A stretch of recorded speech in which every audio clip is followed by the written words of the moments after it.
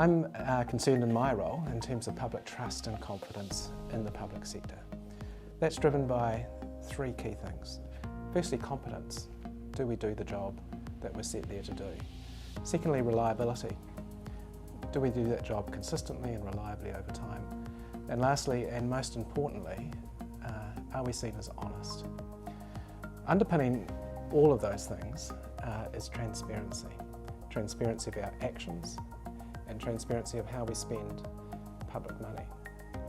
When we talk about transparency in terms of sensitive expenditure, there's a range of issues that could arise, and we've done inquiries and investigations into things where they've gone wrong. And I think it's really important that agencies and individuals act, particularly with sensitive expenditure, with the highest levels of honesty and integrity.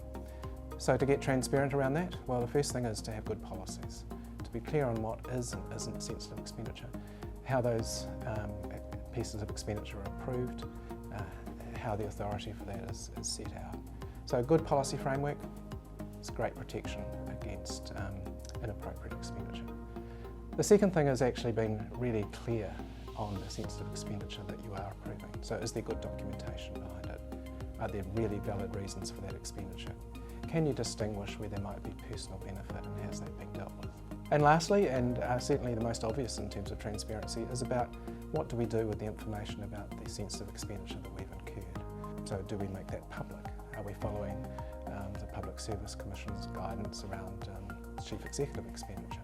Should that apply in our agency, and how do we make transparent the use of public money generally, but in terms of expenditure, particularly by senior employees?